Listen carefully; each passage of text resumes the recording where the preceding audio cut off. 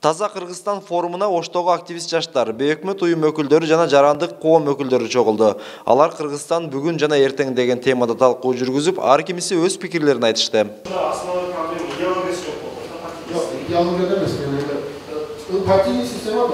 Форумда негизги маселе катары өзгөртүүгө сунушталып жаткан баш мыйзамды жаңы долбоору каралды. Кезеги менен сөзгө чыккан катышуучулар Конституциянын өзгөрүшүнө, өлкөнүн президенттик башкаруусуна өтүшүнө жана башка пункттардын өзгөрүшүнө өз позицияларын билдирди.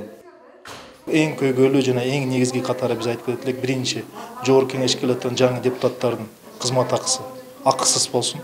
Кылып аткан иштери чындыгын эл өкүлү катары чыга турган болсо, алар ошол нерсени эске алып, жана азыркы Кыргызстанда болгон бюджеттин тартылышына карап туруп, келе турган болсо чындыгына акысыз иштеп берүүгө. Экинчи дагы аялдардын укугу тууралуу. Кандайча? Себеби биз билебиз, көп учурларда кайсы бир нерсени биз кабыл атканбызда, бирок аялдардын укугун карап кетпейбиз да. Ал эми кайсы аялдардын укугу тепсине алат десе, биз билебиз, Кыргызстанда көптөн бери иштетилип аткан светтик деген сөз бар. Ал деген көптөгөн учурларда мусулман аялдардын укугун айтканда дискриминацияга алып келип атат. Жаш активист Азамат Советбеков бүгүнкү жыйынды соц тармак аркылуу билип келгенин айтат. Бүгүн ал сөзгө чыгып өз ойлорун айтты. Анын пикиринде өлкөнүн келечеги үчүн президенттик башкарууга өтүү зарыл.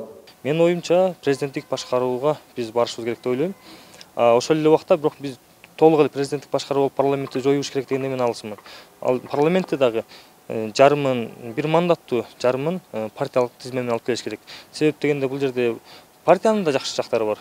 Ошол эле партиялар коомдук кабылдамаларын ачып, ошол эле убакта жергиликтүү жерлерде өздөрүнүн ишмердүүлүгүн жүргүзсө болот, идеологиясы болуш керек да ал үчүн. Бизге эмне себептен парламенттик партиялык система жаман көрүнүп калды. Анткени партияда бизде идеология жок болуп калды, шайлоонун астына чыгып, шайлоодон кийин жок болуп кетип атат. Ал эми активист Бек Баматкаримов да өлкөнүн президенттик башкарууга өтүүсүн колдойт. Анткени жоопкерчилик бир адамга жүктөлсө өнүгүү болот. Ал эми парламенттик башкаруу өз натыйжасын бербеди жана иш жүзүндө милдеттерин аткара албады деген пикирде. Азыр бизде Кыргызстанда партиялык система ушул 30 жылдан бери өзүн актаган жок. Бардыгы чачыранды саясат жүрүп атат. Уруу-урууга бөлүп кетти, мындайча айтканда.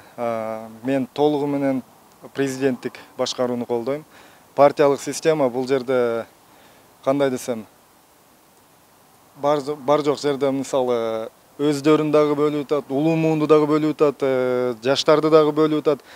Азыркы жүргүзүлүп жаткан реформалар боюнча форумдун жыйынтыгында сунуштар даярдалып, резолюция кабыл алынды. Эрмек Муратбек уулу, Мунарбек Арзыбек уулу, Пирамида, Ош шаары.